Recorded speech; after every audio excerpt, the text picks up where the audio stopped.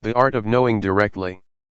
I bow to the triple gem, the Buddha, the Dhamma, and the Sangha. I pay respects to the senior monks and all my colleagues in the Dhamma. May all lay practitioners prosper in the Dhamma. You've come here to listen to words. If you remember the words having listened to them, then you will receive something that is fake. But it is necessary to speak and teach. Talking in order to give rise to knowledge and memory is easy. It's easy to teach and understand. There are teachers all over the place. All of us sitting here now, at a monastery where a retreat is held, have knowledge of good and bad, of right and wrong. Everybody knows that. For example, we know that anger and suffering are no good.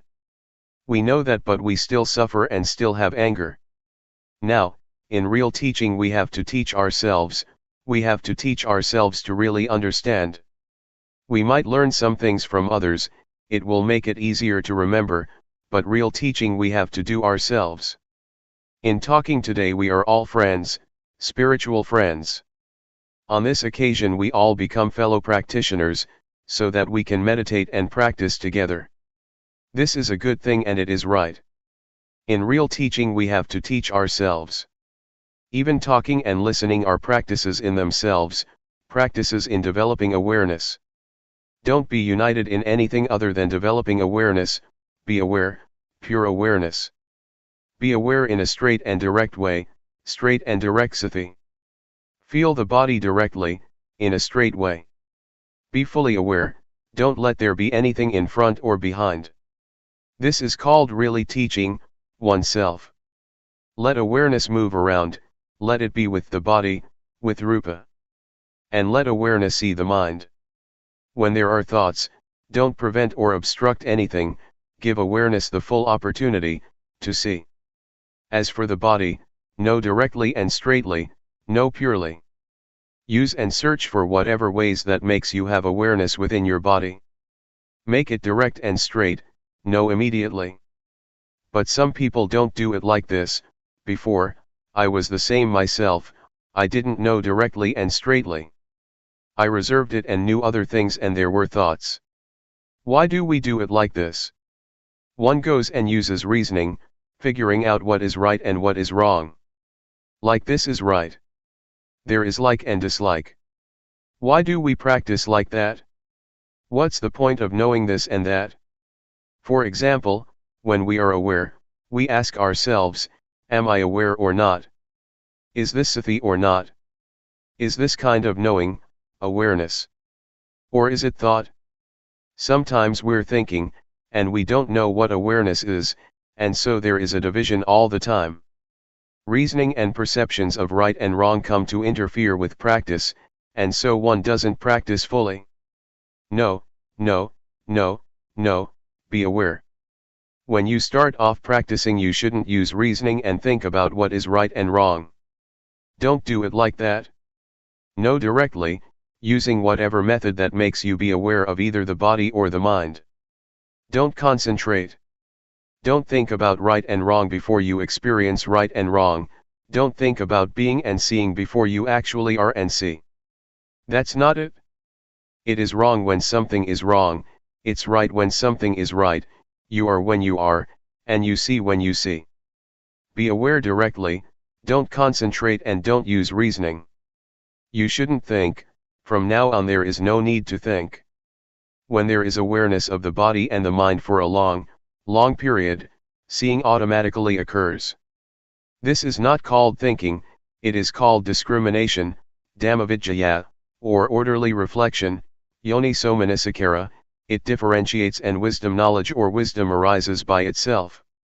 This is called practicing directly. For example, we raise the arm or we turn up the hand, just know it directly. Feel your arm moving, feel your hand moving, feel the movements. Actually, this method that we're practicing was different before. In the past it was not practiced as we do now.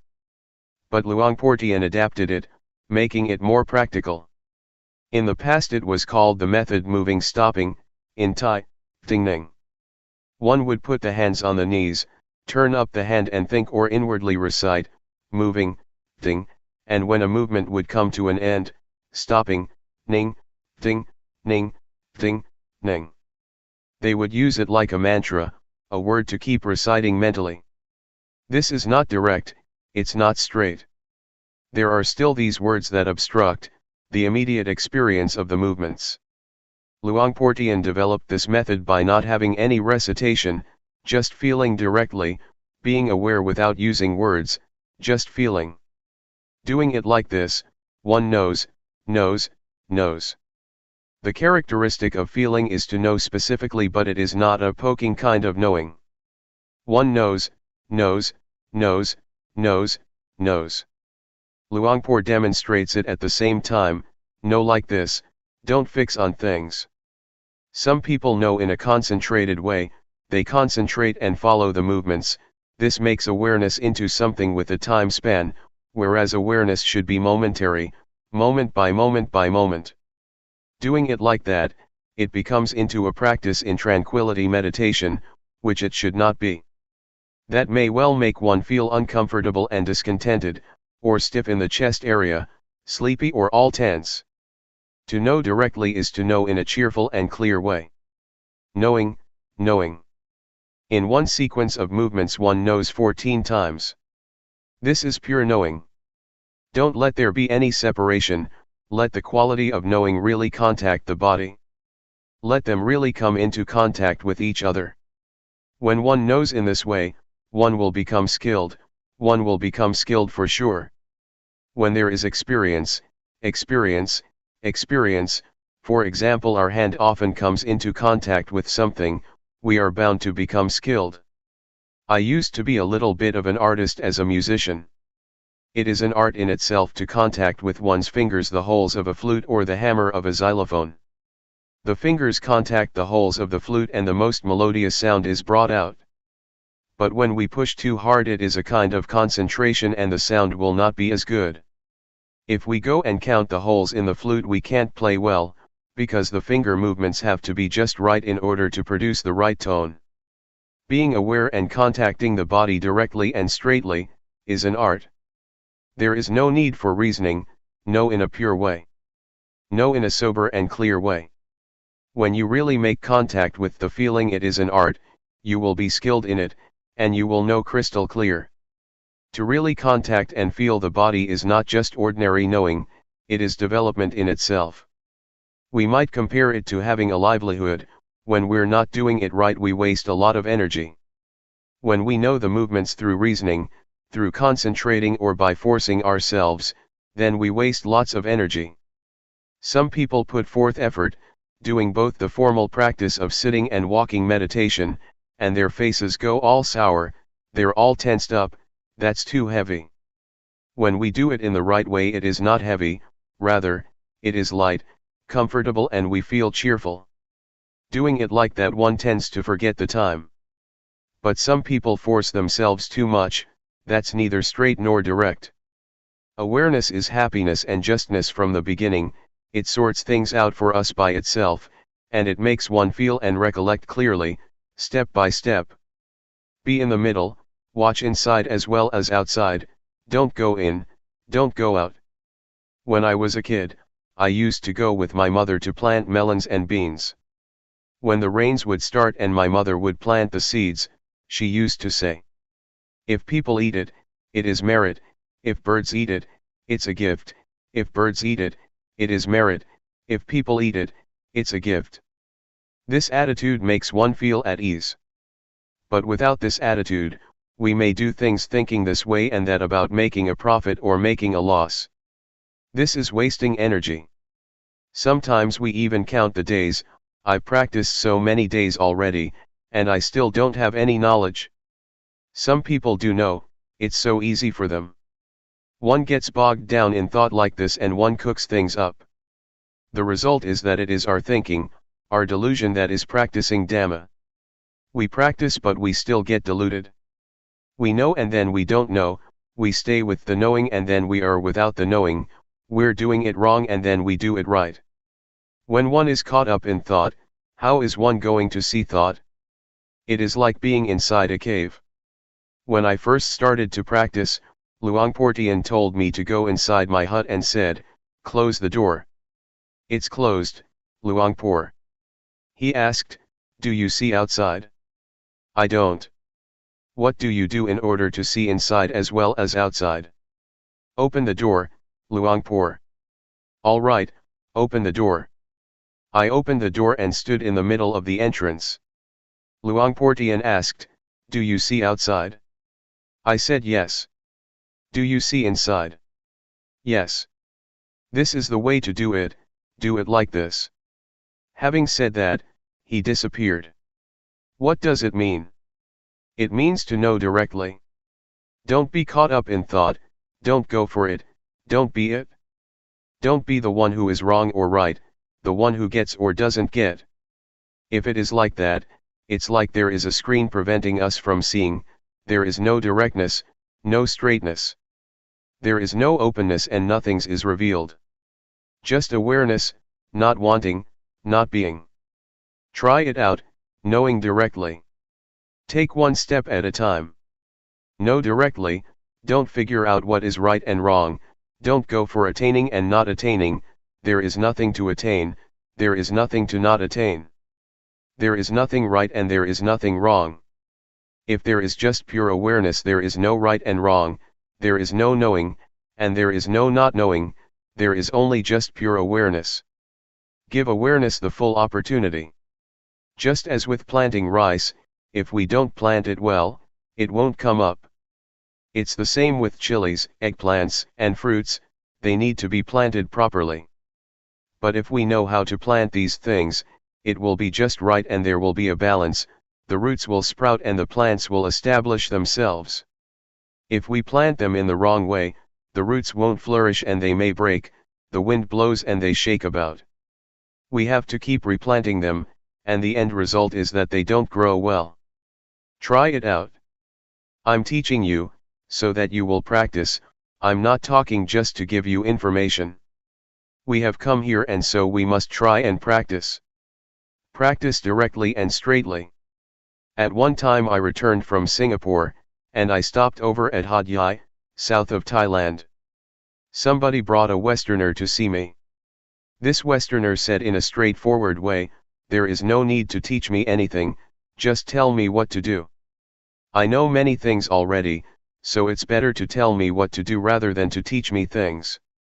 What do you think of that? I feel that that is very good. So I told him how to start. Kamma means action. It means to feel. Do you know the movement of turning up the hand? Do you know the movement of raising the arm? No, no, and no. I had him practice like this for half an hour, and after that I showed him how to do walking meditation. Know every step that you walk. Whenever he took a step, I knocked him with my hand on his arm, no like this, no like this. Knowing, knowing, feeling. I had him walk for half an hour and then called him over, and let him do the rhythmic meditation in the sitting position again. He got into contact with sati, with awareness of the body. I asked him, "Just now, you were aware of the body, did your mind think of other things?" "No. One is right here, one knows right here." "Have you ever known like this for a long time, let's say for a whole day?" "Never." "What about 1 hour?" "No, never." He just learned about this now. This is how I taught. This point is the point that we, as Thai Buddhists, are lacking in. We are not lacking at other points, it is this point. This is the point where Buddhism comes into being. The Buddha, Dhamma, and the Sangha arise right here, that is to say their qualities. We have to give rise to them right here, this is their birthplace, the birthplace of the state of being Buddha that knows, that goes in and knows. Don't destroy this state. And so we have opportunities, we have places such as this one. It is not as if we practice because it is the fashion. We don't advertise that we do anything else. To perform rites and rituals, make merit and offerings and so on is not the right way. To do it right in line with real awareness, one has to practice like this. We have to spur each other on to practice, to live like this. The activities of Buddhism have to start off with this method, we can't deny it. We need places and the environment, and we have to persuade each other to come and practice like this. In the mornings and evenings, there are Dhamma talks as well as practice, this gives good encouragement. And so we come together to practice in this style. What I'm saying now is not for memory, it is for practice. Putting it into practice in our bodies and minds, coming into contact with ourselves. When I use the word sati, we know, we feel it at the same time that we hear it. The things I talk about exist in us, they are there, in all of us. The more I talk, the more we see ourselves. What do we see? We see what I'm talking about. For example, feeling, we all feel, even when we don't do anything in particular. When we are skilled, we don't necessarily have to make movements with the hands and arms, we just sit there. Feelings are there already, the blinking of the eyes can be felt, breathing can be felt. The quality of knowing that knows the blinking of the eyes, is feeling, it is sati. The quality of knowing that knows breathing, is feeling, is sati. Even when we don't do anything special, there is awareness, no matter where we are, even when we just sit there, there is awareness. Spiritual friends, inner sages, the paths and fruits of practice. May the words I speak be your spiritual friend, Galyana Mitta, awareness is our spiritual friend. Associate with these things, associate with the sages, I don't mean to associate with this or that person, that is good also, those are the external sages, but the real sage is within, awareness. Try to associate with awareness for 7 days. To know directly and straightly is called, associating with the sages. Do you see that? When the Buddha expounded the first discourse, Dhammajjokhappavatthana Sutta, to the group of 5 disciples, the Brahmin Gondhanyo, opened his Dhamma, reached the first stage of enlightenment. He was the first monk disciple of the Buddha. A few days later, the other 4, Vappa, Padya, Mahanama and Asachi, also opened their eyes. The Buddha pointed to and talked about, the 2 extreme modes of practicing which should not be followed through, Gamesu Gama Sukali Kanu Yogo, and Autthaki Lamatanu Yogo. The path is the middle way, the path for the mind to walk, the path of the mind is called, Magga. Magga or the path, is this awareness. Awareness or the quality of watching, of seeing, of knowing, is called the path. Whoever is always aware is walking the spiritual path. The path is a vehicle, it is as if one rides in a vehicle that leads one onwards. As the Buddha mentioned the path, Gondhanyo was practicing in awareness. Finally, the Buddha presented the Anathalakkana Sutta, the discourse on the characteristic of not-self, as follows. Is form permanent? Answer, no, it isn't. Does something that is impermanent have value or not? It doesn't. Should something that is qualityless be clung to, as a self or oneself? Obviously not. This way of teaching by the Buddha, by inquiring, is not telling people, rather, people see for themselves. This is teaching in order to see, in actual fact, one teaches oneself. Another person can teach one to know, but in order to be, one has to teach oneself. Can you do it now? Do you have awareness within your body yet? Try again. When walking, feel it, feel it. Sometimes thoughts come up. What do you do when that happens? Well, be aware. Be aware. Focus. Know the body, as it is moving. When there is awareness, are there still thoughts coming up? Can you solve the problem this way? Can you change thoughts into awareness? You can. As soon as awareness arises, the thoughts stop. So, know the movements of the body well. A thought comes up one time and one knows the body one time. This knowing is the right way to teach oneself. Teach yourself often. The more thoughts the better. But some people are interested whether the thoughts are right or wrong. They think that thinking is wrong. On thinking, see the thought, there is no right or wrong, there is just seeing thought, knowing thought. As soon as one feels that there is a thought, everything comes to an end. On seeing thought, skill arises. The state of seeing thought, seeing it often, is an art. It is like seeing somebody's face. When you see somebody for the first time, you might forget again, but when you see somebody many times you become familiar. This not just ordinary knowing, you know his or her character, what kind of person this is, whether you should connect with him or her or not. Some people see thought, and think that it is wrong. When a thought pops up, it's wrong. This is wrong understanding. That's not right. This is similar to that time that I was up at the monastery on top of the hill at Bohom village, Luangpor Teean's village, in my early days of practice. Luangpor Teean wanted me to stay there at that time. There were many people practicing. I was doing walking meditation with another monk. He was lower than me because it was a hill. When he got tired he sat down, and then I heard these strange slapping noises, pat, pat. He slapped his own head with his slippers. I walked over and asked, "What are you doing?" He said, "The mind thinks all the time, I don't know why, it's crazy." This is not seeing thought anymore, he got caught up in it for sure. He was punishing himself for it. Doing it like this is to go in the wrong direction. It is like planting rice and pulling it out again, they won't take root, there won't be results. Therefore, when thought arises, don't consider it to be good or bad, just see it directly. Thought is useful, we'll get to see it. There is nothing wrong with it. Thought arises, that's good, we'll see it and be aware of it. Knowing it in a cheerful way.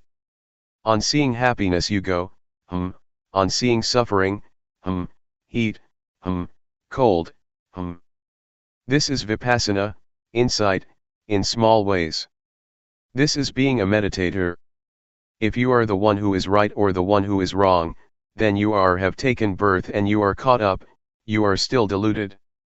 There is no knowing. This quality of knowing is completely neutral. It can be applied to anything, it is absolutely fair and can be used with everything.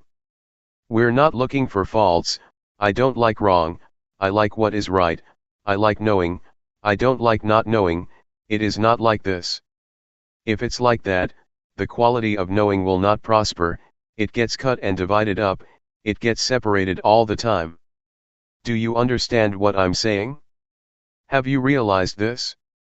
When you know, are you satisfied, and when you don't know, do you feel sad? When it's wrong you feel ill at ease, and when it's right you feel good. In the past, I've asked people, having short interviews with them at Sukato Forest Monastery. A lot of people used to come to practice. I asked a girl how things were going. She said, "Today it was a real hassle, I don't know what I was thinking, I was all tense. It wasn't like yesterday. Today I was really in a mess." I said to her, "This is not the way that a meditator talks, try saying it another way." She thought for a while and then said, "Today I saw the mind thinking, I saw it being tense." That's the way to talk. In the first version she was caught up, but in the latter she saw it, she became smart. The words I am, are no good, the words I see, are fine. Do you understand? What is it like for us here? Being or seeing? This is the point of separation. Insight, Vipassana, does the separating, at this point. Things are melting, being digested, dissolving into emptiness. Until there is no self. The way to arrive at the path and fruits of practice, is by this way. This exists within us. It shows us the way. The path is sure, the path is to watch, to see. The things that arise with the body or the mind, they arise so that we can watch and see. Do you see? Especially in the mind, there are lots of things that come up for us to look at. Has there been any gladness these last few days? Did you see it? Have you ever seen happiness? Have you ever seen suffering? These things come up for us to see them. What about satisfaction? Have you seen it? Dissatisfaction. This is the path. If one sees, then there is the path. The middle way. The way to get to the path and the fruits of practice is right here. At the point of seeing and not being caught up. Things arise in order for us to see. Some people may experience tension. Do you see tension? Some people may experience dullness. Do you see dullness? Others may see thought. Do you see it? One cannot grasp hold of the mind, there is just seeing and seeing. Develop this state of watching and seeing a lot. Develop the quality of seeing a lot. See the body moving, see the raising of the arm, see the lowering of the arm. Know and see. Knowing and seeing. When things arise that we don't want, things that we didn't intend, see that also. For example, thought, we didn't ask for it, it just arose. When we see thought, thought comes to an end. When we fix our awareness, the quality of knowing does not fail, as we might think. It is good to have thoughts arising. This way we get to see them, see the mind thinking. Sometimes many things come up, happiness, for example, and one is smiling inwardly. Don't grasp it, don't be it. Establish yourself on the specific characteristic of a meditator, watching, seeing, and not being. This is not wrong, and this way you won't waste time. But some people get caught up and waste lots of time. They get caught in joy, calmness, visions, defilements due to insight, analytical knowledge, and all sorts of things. They fall in the well of knowledge, and know this and that. One wastes lots of time this way. There is no need to know all that but see it. It is like coming here by car from another province. On arriving here there is no need to teach about the things that one has seen as one passed through. But some people will stop and rest when they get to a nice shady tree, others get sunburned. They get caught up and grasp onto the states that they come across. Just pass through. Don't want anything. Some people want this and that, right and wrong. This is desire, I want. This is not right.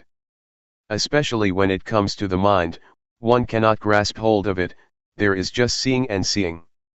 When there is real suffering, the Dhamma becomes valuable. Maybe some people don't understand. Never mind. I'll just talk anyway. When you're in a bad way, you may search for it, and it may be useful at that time. Yesterday I talked with Luangpor Teean. He said, with what I'm saying I'm not giving people knowledge now, that may not be possible, but in another 20 to 30 years from now, people may come to realize it, or when they are down and out, because they have heard these teachings, they may look for a way out and practice until they know. For example, I say, don't be caught up, watch. Maybe, when we bear great hardship, we suffer and it hurts a lot, that we recollect what I said, watch it. And then we watch. The state of watching will probably help to solve the problem. When we come into contact with the state of watching, we might be released and liberated from that condition. We may be able to let go and put things down.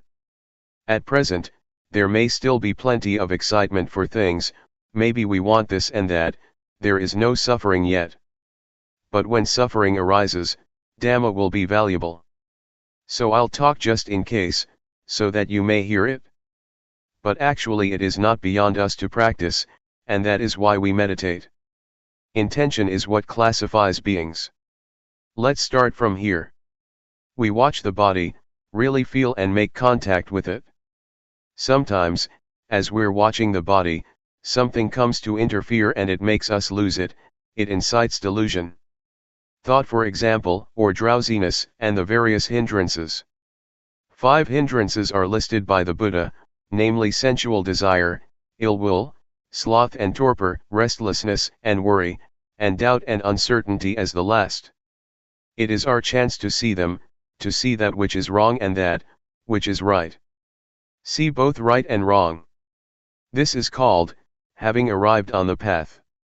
The things that make us deluded, such as the hindrances and proliferating thoughts, will be seen by us. But some people go and get caught up in them. These things are not without value, they teach us valuable lessons when we get deluded. But some people judge delusion, considering it to be wrong. This is a cause for failure in practice. It is not like that. When there is delusion we give rise to knowing, this is a valuable lesson. In this way we get experience, the moment delusion is there once, we have one valuable experience. When many thoughts arise that induce delusion, or sleepiness, we know, and we relate to these things in the right way. These things then have value for us. It is like learning at school, the teacher teaches when the children make a mistake. He or she teaches how to write the letter A. When a child writes an E, the teacher sees that it is wrong and corrects it. This way the children learn to correct their mistakes at the time that they make them. This is valuable. But if a child makes a mistake and the teacher doesn't teach, it is bad fortune for that child. We are the same, when there is something wrong, and we are the one who is wrong, this is our misfortune. But when something is wrong and we see it, and we solve the problem, this is our good fortune. Mistakes are teachers. But what someone else says is wrong is another thing. As we practice here, we know our own mistakes.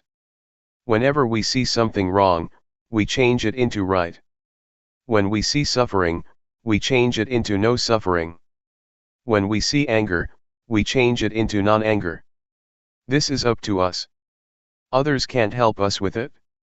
Others do not see the thoughts in our minds. But we can see it. Other people don't see the anger, desire, delusion, defilements, craving, lust, and torpor in our minds, we have to see it ourselves. We might see these things in other people a little bit, from external expressions, but there is nothing we can do about it. But when we see these things in ourselves we can solve it. Try it out. Don't think you are powerless. As soon as sleepiness comes up, one yawns and drops off to sleep. This is called falling for it. If you get easily sleepy, then find some way to do something about it, don't just give in to it. Fight it a bit. Try looking up to the sky or the top of a tree, look around you, look far away in the distance. Imagine it is daytime, that's not the time to lie down. This is the time to practice, nighttime is the time to lie down. If it doesn't disappear, then get up and wash your face or take a shower, fight it a bit. Don't sit there nodding about. If that is the case, you've really lost it. We have to be awake. Open your eyes, fully, and be aware. You can do it. It can be changed, it can be solved. Meditation means to do good a lot. The words hapathipati in Pali language, and hapathipat in Thai, mean to practice. The prefix, hapatha, means to come back, to return or to solve. It is not a matter of doing sitting and walking meditation all day long, but never solving the problems. One thinks for an hour or two while practicing, that is not putting forth effort. It is laziness. A practitioner is one who changes wrong into right, delusion into non-delusion. Whenever there is delusion, change it immediately, this is useful. When something is wrong, change it, know it immediately, practice. To practice is to change. Meditation means to do good a lot, make that which is harmful into something good. This is called meditation. What is goodness? Awareness that we're training ourselves in is goodness. Perform this kind of goodness and do it a lot. Recitation is to keep a certain word in the mind, for example, Buddho, Sama Arahant, etc. In the past, I learned verses. I had to recite in order to become invulnerable. That is recitation. Sometimes we use the wrong word, we may call the recitation of the word Buddha meditation. It is not. It is recitation. As for the word meditation, it means to cut off, to just be aware, to feel movements with sati. Now is the time to practice. I've already explained how. Know what arises, don't know at any other place. In the beginning of the training, know at the body, not anywhere else. Take the body as the sign. Consider the body as the material or tool to produce awareness. The body is part of nature. When one sees the body, one has to see the mind too. A person consists of a body and a mind, and so this is what we learn from. These are our scriptures. The path, the fruits of practice and nibbana are right here. The hell realm, the hungry ghosts, and the thick-headed demons, are to be found right here. Realize this. Don't be fooled by things. Don't let the body or mind fool you. This mind can be developed to the end, until there is no more suffering. To be aware is to study. Awareness or sati will become skilled in the ways of the body and mind. It is right here where you will finish your studies. Students study at various institutes, when they finish they have what you call a PhD. But awareness is the real study. The word study means to integrate. One sees sila, samadhi, and panyat. It is awareness that studies the body and the mind, until it is skilled. It could be called full knowledge, parinyat. As I said this morning, there are three kinds of full knowledge. 1. Yatha parinyat, full knowledge by way of recognition. 2. Dhyarana parinyat, full knowledge by way of clarification. This is rupa, this is nama, this is suffering of rupa, of nama, this is disease of rupa, of nama, this is convention, constitution, and ultimate meaning. 3. Upahana parinyat, full knowledge by way of abandoning. Some things in the mind can be absolutely abandoned, completely changed. The mind can be developed, don't think it is a hopeless job. As I said before, someone who is angry is at the end of one's rope. If not, then there is no problem, just normal. The state of watching is normality. Normality is the spiritual inheritance. Complete normality, until there are no more changes. Until it is stable. Attain to this state. You have the right to. The thing that leads one to normality is the state of watching, watching and seeing, and having seen not being caught up. The mind returns more and more to normal, it becomes pure. The pure mind does not get concocted. This is the spiritual life. The spiritual life doesn't mean a shaven head and yellow robes. The living of the spiritual life is this. Awareness. Knowing a lot, knowing often, being aware often, and the mind will gradually get purified. When the mind is pure, and stealthy thoughts come up, it doesn't want them, they are wrong. When anger arises, it doesn't want it even more, it is wrong. Restlessness, defilement, and worry, that's not it. That's not normality. The mind is like that, if it is not right, it doesn't want it. The mind sees and solves, it sees and doesn't want. But some people don't know, they'll take on everything. They go for happiness, delusion, like and dislike. They get caught up in all things. This one mind can be caught up in thousands of things. Then there is no freedom. No spiritual life. No purity. No normality. This way of practicing of us, has definitely not changed for over 2,500 years, it still stands up to verification, it is a science because it stands up to verification. The religion that will lead the world is Buddhism. These days, scientists say that the religion that will lead the world is Buddhism. Women will lead society, men will be followers. Buddhism will be the leading religion. Especially this method of using movements through the rhythmic meditation, is very popular with educated people everywhere, both in Thailand and abroad. The reason for this is that it can be experienced, it is because we teach people what is true. Try it, raise your arm, do you feel it? This method of knowing challenges people, it can be proven, there are results. It is not limited to sex, age or nationality. It can be used and contacted by all. This is the most universal method. It is our good fortune, that 30 years ago it was Luangpor Teean who set the fashion. It is most appropriate to every sex and age group. As Luangpor Teean used to say, don't take age to be an obstacle, awareness is the same for all. Therefore, I say that it is appropriate, that it is universal. It is not important whether one is male or female, whether one is educated or not. Just be aware, that's all there is to it. Nowadays it is getting popular. I have taught in many countries, I let people test it out. And everyone accepts it. It is real. It is a science. The body and the mind really exist, sati really exists. When awareness comes in to know the body and mind, then all things are stopped or tamed. This is the result of being aware of the body and mind.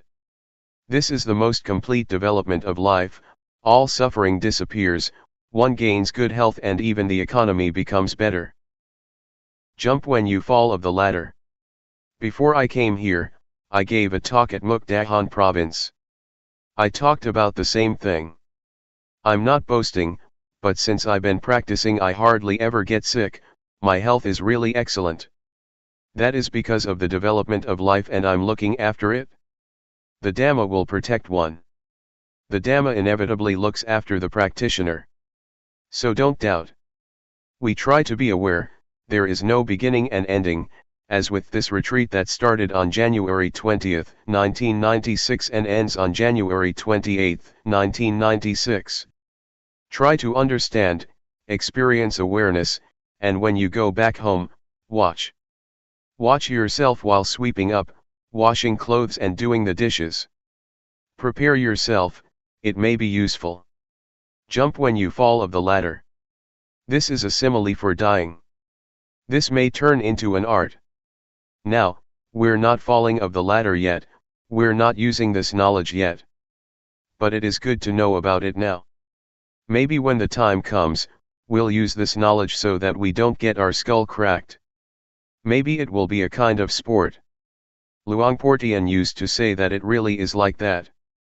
Now, we are still alive, the breath still goes in and out. But when the time really draws near, this knowledge may be our close friend.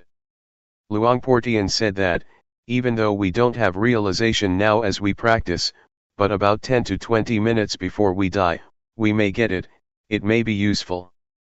During the Rains retreat last year, my uncle died. Before he died I went over for a chat. He was a Dhamma practitioner, he practiced up to the final stage. He said that now he was fine, he could control everything. Whatever I asked him he could answer. But if you're not in control, then don't be downhearted. Don't cry and don't think of other things. The present it right here. It is here, where one is not caught up in anything. One is watching things. But if you don't have control you may be dumbfounded. Whatever arises is an object. Children, don't be alarmed, just watch it. Right now, Father is watching it, there is nobody who is born, nobody who gets old, nobody who is sick and nobody who dies. This is investigation, it is safe, there is just seeing. But some people are not like this. I told you before about this grandma, who had been fishing all her life, her children held her hands but she struggled to get free, because she was delirious and imagined that she was torturing fish. This is a hungry ghost or a hell being. What a pity to be born as a human being, and waste your life like this. Proving the facts. Where have we been these last 5-6 days?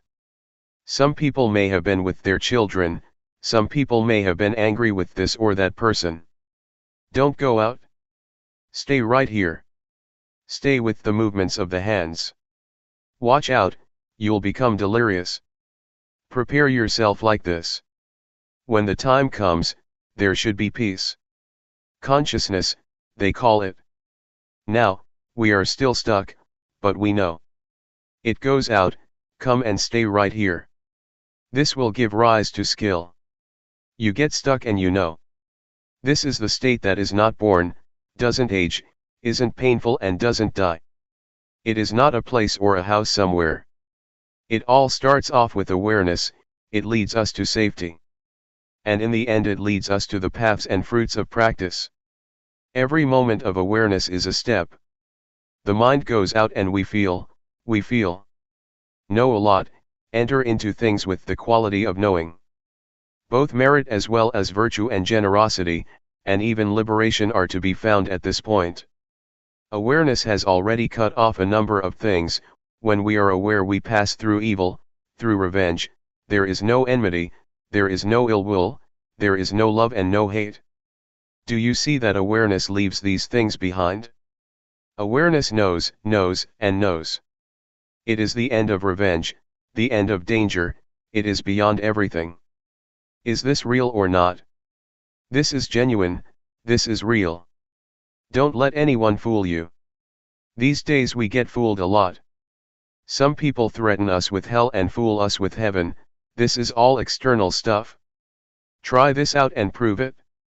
Don't believe me, everybody should prove it for oneself. Make contact with awareness and prove the facts for yourself. I'm talking about the possibility, I'm your spiritual friend. Whether what I'm saying is right or wrong, you have to see for yourself. Practice today, do the rhythmic meditation. Be devoted to just this, with your whole heart. Do it fully. Whether you do walking meditation or do the rhythmic meditation, sitting under a tree, try to arouse awareness. Little knowing will turn into knowing more.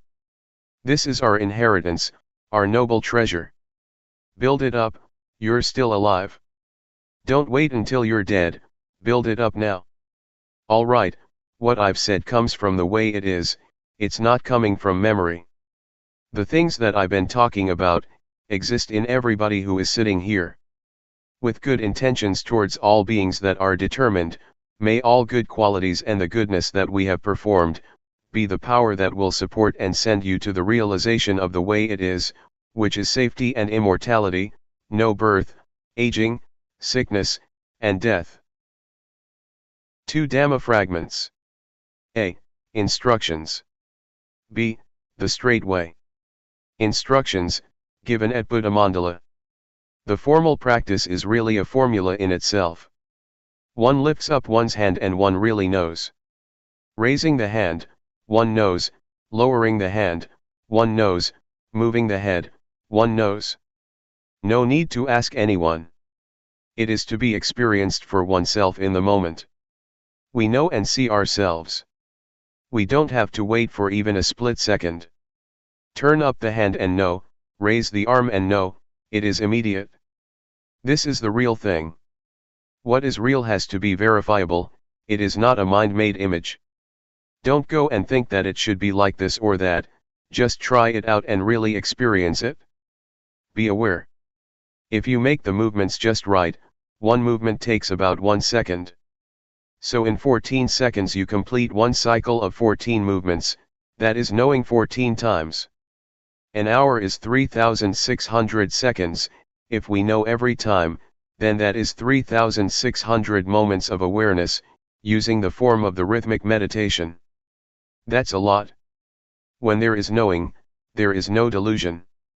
Suppose we stay with awareness for 2 whole days, or as the Buddha said, whoever has sati with the body and mind continuously, for either 1 to 7 days, 1 to 7 months or 1 to 7 years, will get one of 2 results, of which the highest is the attainment of arahantship, one who is far from enemies, impurities, one is a noble one, life is smooth, there is no danger. The Buddha challenged us with this. This is where we as Buddhists are lacking. Not anywhere else. Look at this park, Buddha Mandala, everything is huge. Thailand is a Buddhist country and all building projects get constructed. Except for awareness. Being with the body and the mind, there is not much of that yet. And so we're working on this. What happens when we are aware of the movements of the body and the thoughts in the mind? Try out to experience awareness. Steep the body and the mind in awareness. What will happen? Be aware for 10 minutes, 20, 30, an hour. Anybody who knows for an hour or two will know the difference between knowing and delusion. We will be able to make a choice. The mind will choose and take what is right. Delusion is not right. Awareness is right. The body can look after itself. When it is hot we take a shower, when it is cold we put on more clothes, when it is hungry we find something to eat, when it is tired we take a rest or a sleep. But the mind doesn't look after itself, unless it has been trained. It takes on suffering, it goes for anger, love, hate, like, dislike and so on. Sometimes it wants suffering and delusion. Some people go and buy delusion, they look for things to indulge in. They cannot remain still. Some people have never trained themselves. But when we train in awareness we can come into contact with it. Then we will be able to sort things out. We will side with awareness. But when we have never trained we don't know how to do that, and the mind will jump all over the place.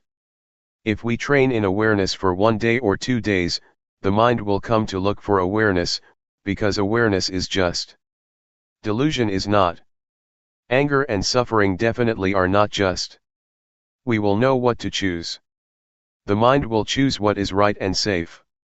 Now, when we don't train we don't have this ability, we can't do it and we don't know. Everybody has knowledge, has finished studies and is capable of making a living, but the mind hasn't yet come into contact with the justness of life. We know what is right and wrong according to reasoning. For example, we know that anger and suffering are not good, we know that, but we still get angry, even though we know that it is not good. That kind of knowledge is not good enough. One has to experience things. Reasoning is still convention, it is still not right. Sometimes people kill each other because of reasoning. But in practicing Dhamma, we experience things, we steep ourselves in awareness, we don't use reasoning, it is beyond reasoning, it is ultimate. Reasoning is still convention that is dependent on conditions. But ultimate reality is not reasoning, rather, it is a clear and evident experience. Seeing anger and non-anger has nothing to do with reasoning. Anger is not right. Non-anger is right. When we have experience we know that delusion is not right, and that non-delusion is right. When we have experience we don't have to ask anybody. There are no questions in reality, there is nothing to ask, there are only answers and one has to answer oneself, not somebody else. This is ultimate reality, the truth. And so, we are practicing with this. We've tried it out for 3-4 days already. Testing and proving it. We use the body and the mind for this. What's going on there? You shouldn't think and see before you actually see, be right or wrong before you're actually right or wrong. Sometimes we turn to thought to find an answer, it may not be right. It all depends on how we think. We can all think according to reason, but thought does not last. Really meeting with knowing and delusion is not thought. As soon as delusion arises we are aware. That's not reasoning, one dives into it. Whenever there is anger, be aware and anger will disappear. That's it.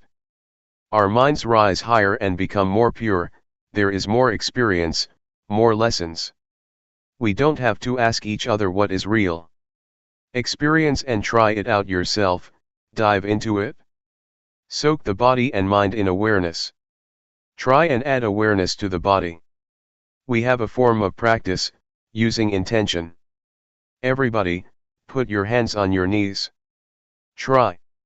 Who is the one who knows where the hands are? Are you absolutely sure that the hands are on the knees? Suppose I tell you that your hands are behind you, do you believe me? Yes or no? No. Why not? Because you see and know. Who is the one who sees? Do you see it yourself or is somebody else seeing it for you? What is it that sees that the hands are on the knees? The eyes. Close your eyes, do you still see that the hands are on the knees? So it is not the eyes. That which knows that the hands are on the knees is called sati. The word satipatthana means the foundation or establishment of awareness. Establish the hands on the knees and be aware of them. Turn up the right hand. This is not the same as when it was still flat on the knee, is it? Are you sure? Raise the arm up a bit. Don't tense up or concentrate. Do it lightly and no. Now move your right hand to your abdomen. Then turn up your left hand. Raise the arm. Now put your left hand on top of your right. Do you feel what's going on? Where are your hands? You know. Slide the right hand up to the chest. You know. Move it out to the side. You know, don't you? Come down to the knee with the hand on its side. Then turn it over. Do it at ease, smiling inwardly. Don't say it is difficult. Move your left hand up a bit. No. Move it to the side. No. Lower it to the knee. No as it comes down. No as you turn it over. Each time there is awareness. If we would count, we would get 14 times, 14 movements, 14 moments of awareness. Make it into a rhythm but don't count. No, no, no. No each second. Don't do it too slow. When you lose it, come back. Feel the hands.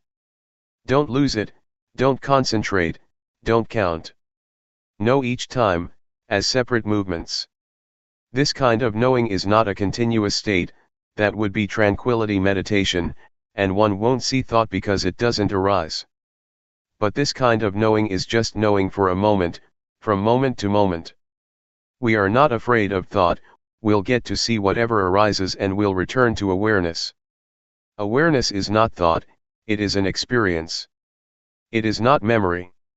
Even though the mind thinks at times, we know. Whenever thoughts arise that we didn't intend to think, thoughts that arise by themselves, don't follow those thoughts. Come back to the body, the hands, the mind goes off over there but we return to the movements. Don't lose yourself in thought.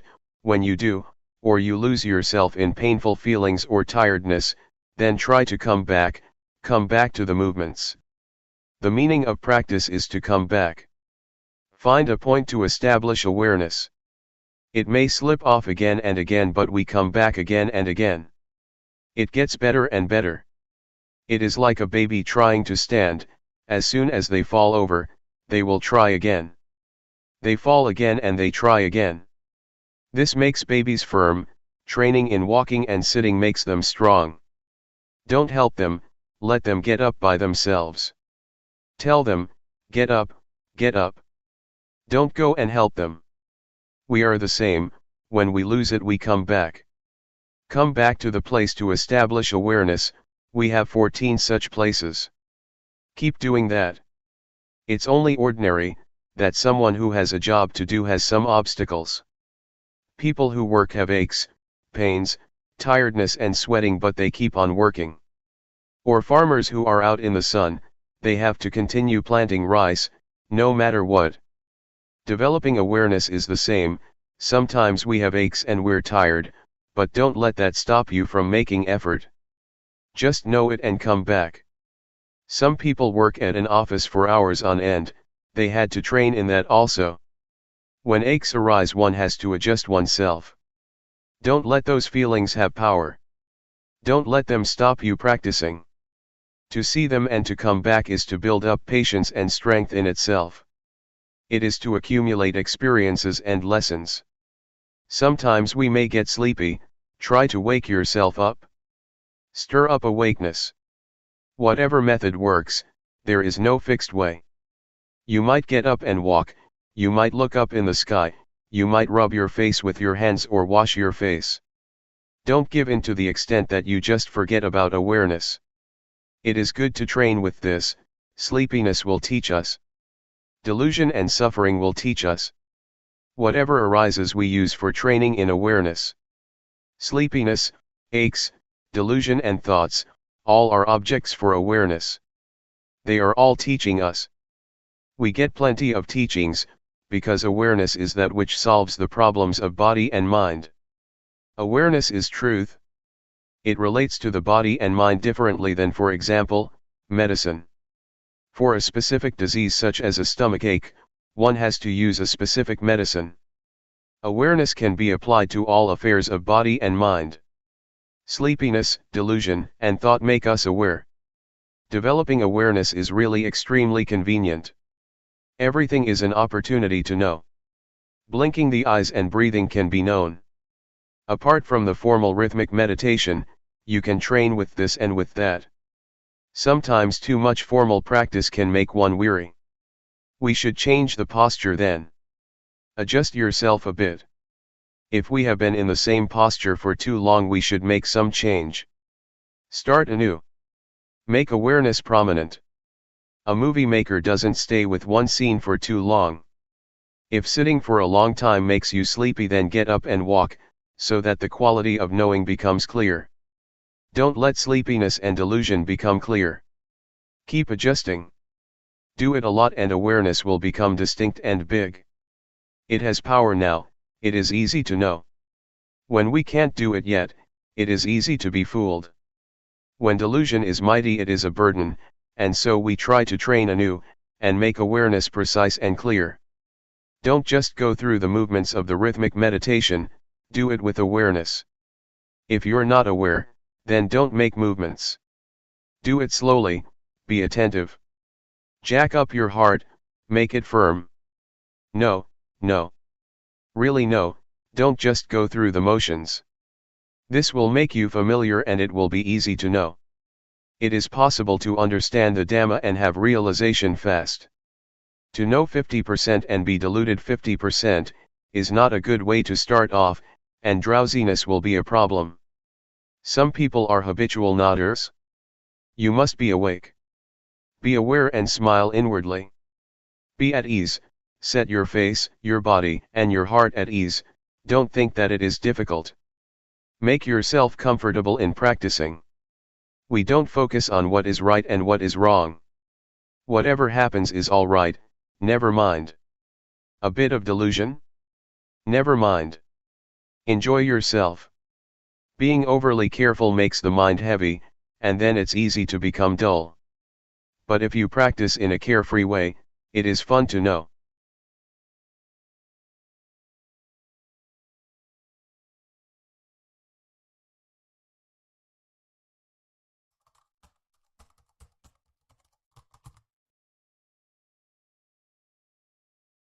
May all beings be at ease.